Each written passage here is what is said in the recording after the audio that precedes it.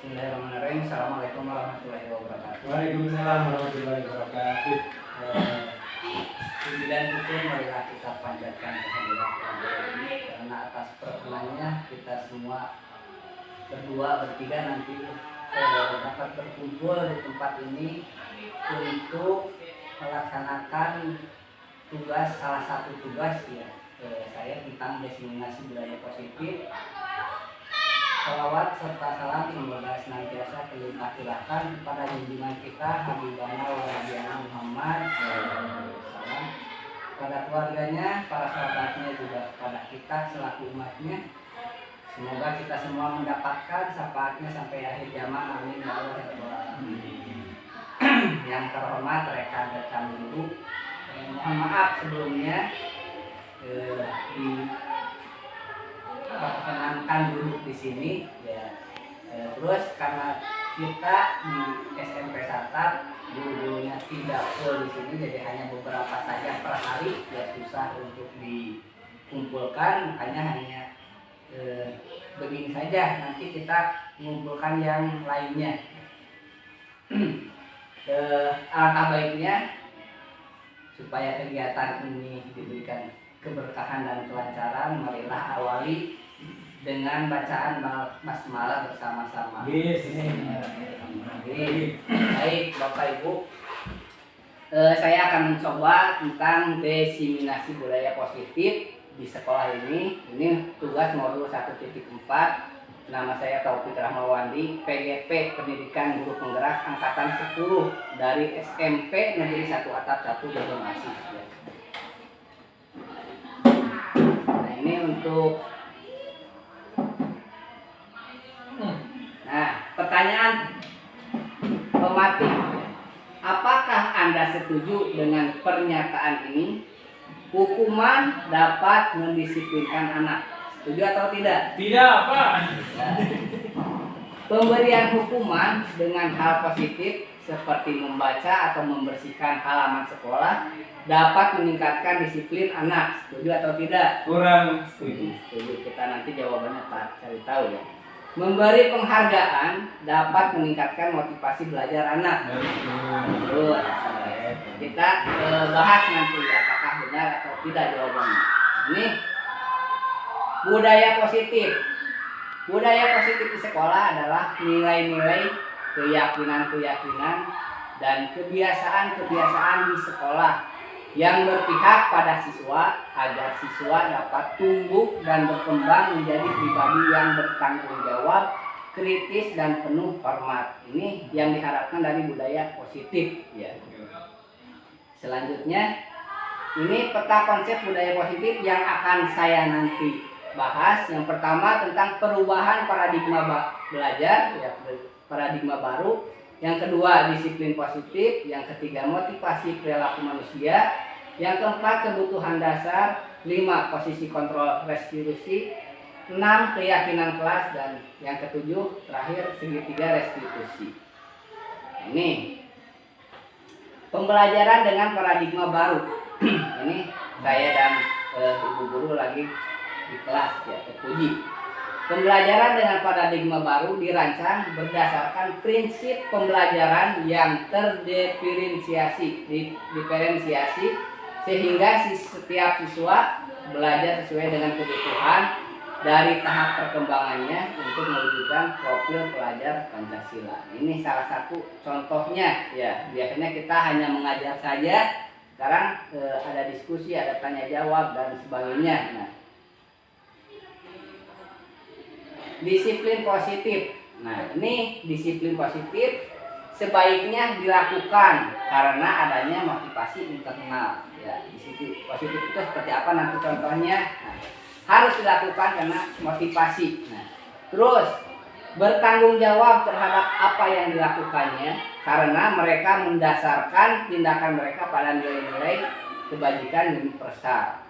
Ini tentang disiplin positif. Makna kata disiplin positif, kata disiplin juga sering dihubungkan dengan hukuman ya. Padahal itu sungguh berbeda, karena belajar tentang disiplin positif tidak harus dengan memberi hukuman. Justru itu adalah salah satu alternatif terakhir dan kalau perlu tidak digunakan sama sekali. Nah, itu. Jangan dihukum, tapi kalaupun harus itu jalan terakhir. Ya. Ini konsep disiplin dengan identitas sukses menurut restitusi. Ya. Murid bertanggung jawab untuk perilakunya. Terus fokus pada pemecahan masalah jangka panjang. Murid menghormati dirinya dan orang lain. Teori kontrol, dirinya memegang kontrol, kendali. Terus murid bersepakat memperbaiki kesalahan. Nah, ini yang diharapkan dari disiplin restitusi, ya, positif dengan restitusi. Nah, ini konsep disiplin dengan identitas yang gagal. Nah, ini kita di sini, ya. Hukuman. Nah, yang tadi memberikan hukuman. Hukuman itu akan menyakitkan siswa. Ya. Terus merasa siswa itu tidak nyaman. Terus murid akan merasa takut. Terus sifatnya juga memaksa. Terus murid menyembunyikan kesalahan. Enggak apa, padahal mah iya dia yang melakukannya karena takut, ya, terpaksa. Terus murid menjadi rendah diri, malu. Nah, makanya hukuman diusahakan dihindari, ya. Terus dengan memberikan penghargaan. Selama ini kita selalu, ya, memberikan penghargaan. Penghargaan itu tidak efektif. Kenapa? Karena merusak hubungan, karena sifatnya iri. Contoh, satu orang dikasih, yang ini tidak, itu ada sifat iri. Oh, kamu mah dikasih, saya mah enggak. Tuh. Terus mematikan kreativitas. Contoh, ada yang pintar, dia selalu menjawab, selalu dikasih reward, selalu dikasih hadiah. Akhirnya yang lain malas, ya, mematikan kreativitas yang lain. Akhirnya malas, tidak mau, udahlah, itu aja. Nah, itu. Terus menghukum dengan sistem ranking. Nah, ini ranking juga kita. Wah, ranking 1, ranking 2, ranking 3. Itu akan merusak hubungan, iri. Nah, seperti tadi, ya, seperti yang ini, ya, ranking. Nah, itu jadi harusnya tidak boleh. Kita sebutkan jumlah totalnya saja. Terus merampas hak dan mengerampas hak, menghargai dirinya. Jadi dirinya merasa tidak dihargai karena kreativitasnya sudah diambil sama orang lain. Terus ada lagi konsekuensi. Nah, konsekuensi penguatan jangka pendek. Terus perlu monitoring berkelanjutan. Stimulus atau respon, murid menghormati peraturan, kehilangan waktu untuk merenungi kesalahan. Contoh, kalau hukuman langsung dihukum, penghargaan itu sifatnya iri. Konsekuensi, contoh gini, tugas kamu melakukan kesalahan, tugas ini kapan kamu mau dikasih tugas, kapan kamu mau mengumpulkannya. Nah, siswa ada konsekuensi siswa dengan guru. Pak, minggu depan Pak. Nah, itu konsekuensi. Berarti minggu depan siswa wajib mengumpulkan karena sudah ada konsekuensi kita. Nah, dengan siswa. Selanjutnya ada motivasi perilaku manusia. Yang pertama, untuk menghindari ketidaknyamanan atau hukuman. Ya, ini konsekuensi motivasi perilaku manusia. Terus untuk mendapatkan imbalan atau penghargaan dari orang lain. Terus untuk menjadi orang yang mereka inginkan dan menghargai dirinya dengan nilai-nilai yang mereka percaya. Ini motivasi perilaku manusia. Kita contohnya, nah, ini ada kebutuhan dasar manusia. Kebutuhan dasar ini ada 5, ya. Yang pertama, kebutuhan untuk bertahan hidup. Itu udah tentu, ya. Yang kedua, cinta dan kasih sayang. Seseorang atau manusia itu perlu cinta dan kasih sayang seseorang. Nah, terus ada lagi kebebasan, tidak dikekang manusia itu, ya, baik siswa atau kita sendiri, ya. Terus kesenangan, mereka atau kita jangan ditumpuk dengan masalah terus, tapi harus ada sekali-kali kesenangan. Terus kekuasaan atau power atau kekuatan. Nah, manusia itu harus ada kekuasaan atau kekuatan supaya mereka dihargai, ya, untuk motivasi. 5 posisi kontrol restitusi. Nah, ini kita yang menentukan apa di antara Bapak dan Ibu. Menurut Anda, menurut Bapak Ibu yang sebagai penghukum, apakah pembuat rasa bersalah, apakah sebagai teman, apakah sebagai pemantau atau manajer. Nah, lihat contoh penerapan 5 posisi kontrol kasus siswa yang melanggar aturan saat upacara bendera sebagai penghukum. Nah, dengan perkataan seperti ini, patuhi aturan sekolah lalu berdiri di depan barisan. Nah, itu sudah bersifat menghukum. Ya, tadi anak akan merasa seperti apa. Terus yang kedua, membuat rasa bersalah. Berapa kali Bapak harus memberitahu kamu? Bapak kecewa sama kamu. Nah, dengan perkataan itu, ini kita akan merasa bersalah. Terus sebagai teman, kita sebagai teman, ayolah yang tertib, buat Bapak bangga. Kali ini tidak apa-apa kamu salah. Kalau misalkan dalam berbaris atau apa. Terus sebagai pemantau, kamu sudah melanggar, apa peraturan dan konsekuensinya? Nah, kamu sudah melanggar, apa peraturan dan konsekuensinya? Kalau misalkan melanggar, contoh misalkan topinya tidak dipakai atau misalkan sepatunya tidak warna hitam, mereka sudah tahu ya konsekuensinya apa, berpindah barisan atau apa saja konsekuensinya.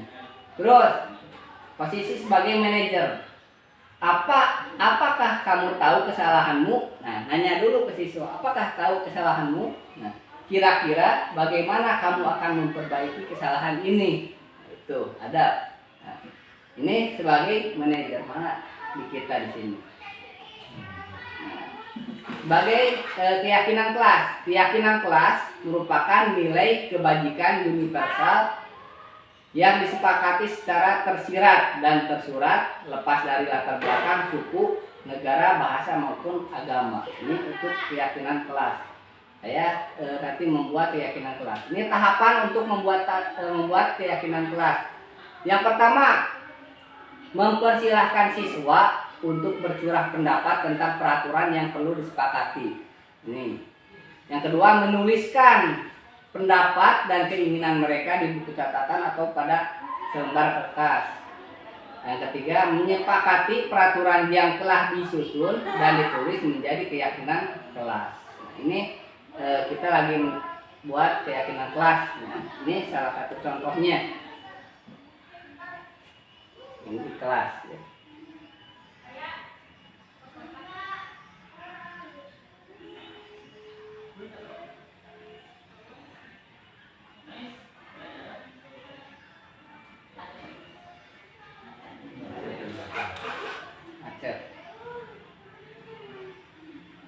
Loading.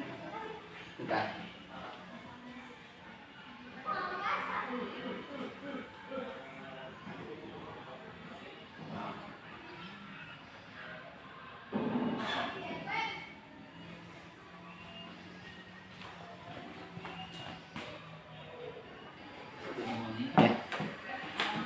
Baik Bapak Ibu, kita lanjutkan sedikit, ada masalah tadi. Nah, ini contoh kesepakatan kelas kita ya, kelas 2.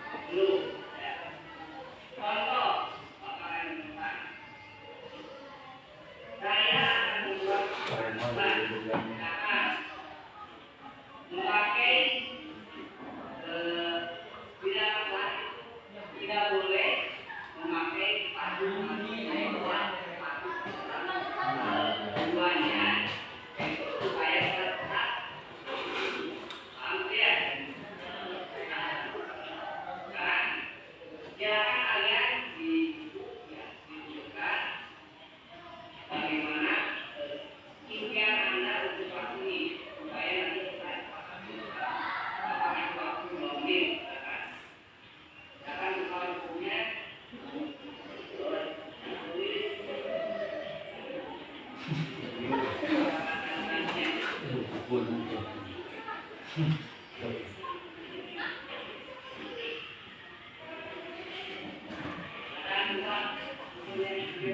impian sih saya.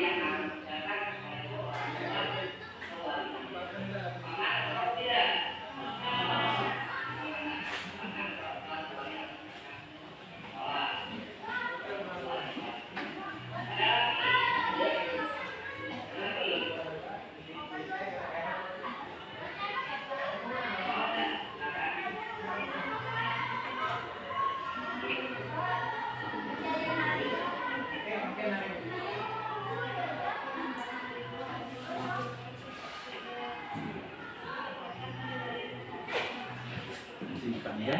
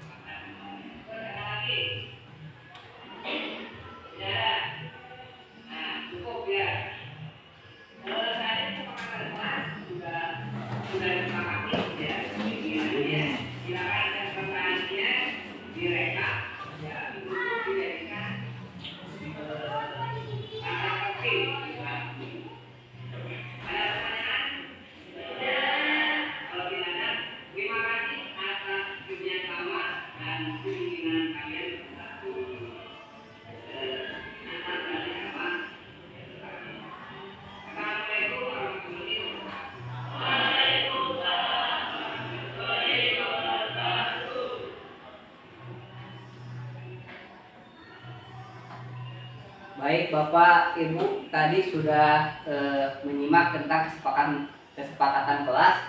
Tapi setelah ini dibikin video sebelum lokakarya kedua ya. Setelah lokakarya kedua kemarin waktu hari Sabtu, harusnya ada kata positif dan negatif. Nah, seperti tadi kata negatif, tidak boleh memakai sepatu ke dalam kelas, harus diganti dengan kata positif. Harusnya sepatu disimpan di luar kelas. Nah, harusnya seperti itu. Dan lain-lainnya. Nah, itu. Karena yang kata tidak boleh itu harus diganti dengan kata yang positif. Misalkan tidak boleh mencontek. Nah, harus diganti dengan kata positif. Bagaimana? Kalau ya, harus mengisi sesuai kemampuan sendiri. Nah, itu. Ulangan diisi dengan kemampuan sendiri. Nah, itu lebih positif lagi. Nah, itu nanti kalau ada kata-kata tidak boleh atau jangan, diusahakan dengan menggunakan kata positif. Dan ini testimoni dari siswa tentang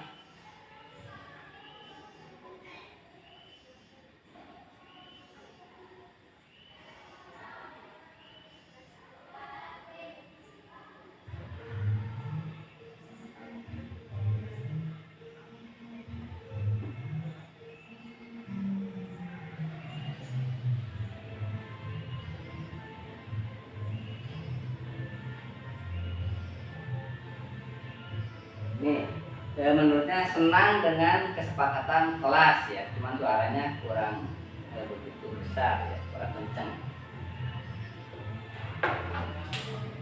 Kita kembali lagi ke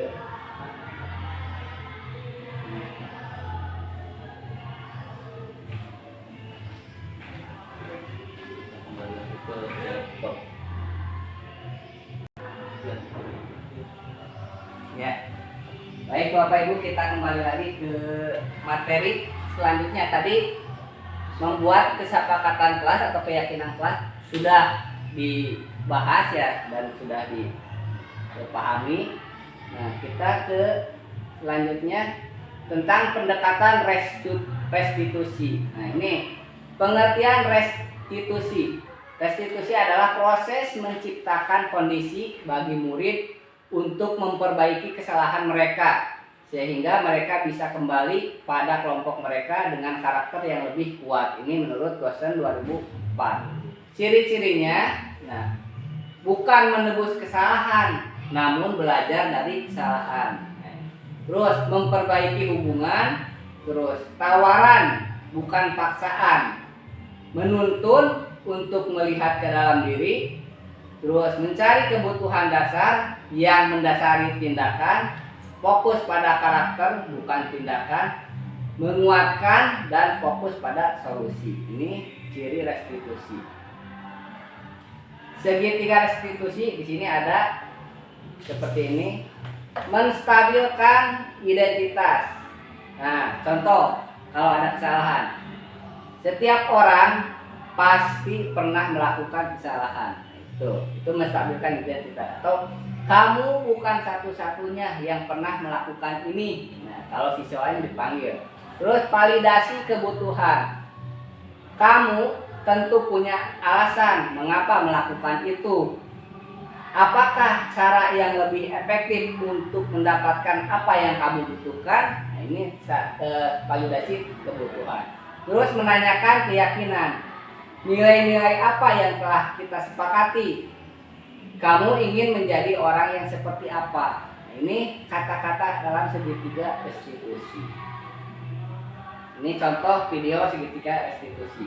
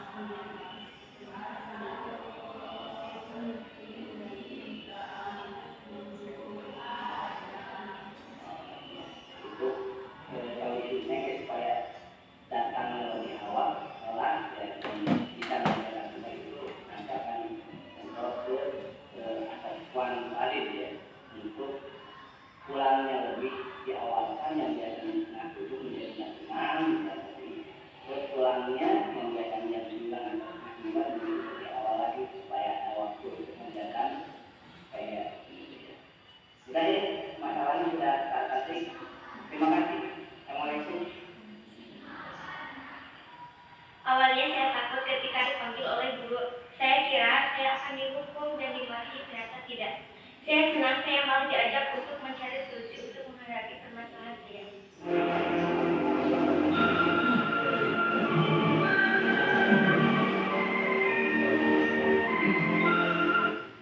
Terima kasih. Nah itu mungkin Bapak Ibu ya, tadi tentang permasalahan kan ada apa yang di sini. Nah ini tadi menstabilkan identitas ya. Kita harus menstabilkan, bukan langsung menghukum ya. Stabilkan. Setiap orang pasti pernah melakukan kesalahan. Bukan kamu satu-satunya yang pernah melakukan ini. Jadi kita harus menstabilkan identitas dulu. Terus validasi kebutuhannya, kamu tentu punya alasan. Nah, tadi kan sudah dibahas ya. Kenapa kamu melakukan itu? Terus menanyakan keyakinan. Kamu ingin menjadi orang seperti apa? Nilai apa yang telah kita sepakati? Nah, itu supaya tadi kan kesiangan. Nah, sepakatnya dia akan menemui yang ngobrol ke pihak pesantren untuk supaya sepakati mereka. Jadi solusinya sudah mereka dia sudah bisa ya mendapatkan solusi. Nah, bagaimana menurut Bapak Ibu tentang hasil dari sini ya yang didapatkan? Apakah ada hasilnya penerangan atau saja itu? Yang mengenai segitiga restitusi, mengenai judgementnya kepada anak-anak kita mengenai yang melakukan kesalahan sudah bagus Pak, testimoninya juga sudah bagus. Jadi tidak serta-merta menjudgment si anak itu salah kalau melakukan kesalahan, tapi dicari dulu, disepakati dulu sumber-sumbernya, dicari tahu dulu apa masalah yang menyebabkan si anak tersebut mendapatkan masalah tersebut, dan bersama-sama mencari solusi untuk kedepannya agar lebih baik lagi untuk anak dan si guru. Ada lagi dari ibu gurunya, kunci pendapat atau masukan? Terima kasih Bapak Ibu atas waktunya. Mohon maaf mengganggu aktivitasnya. Terima kasih. Mudah-mudahan Allah Subhanahu Wa Taala membalasnya dengan limpahan hidayahnya. Amin. Assalamualaikum warahmatullahi wabarakatuh. Waalaikumsalam warahmatullahi wabarakatuh.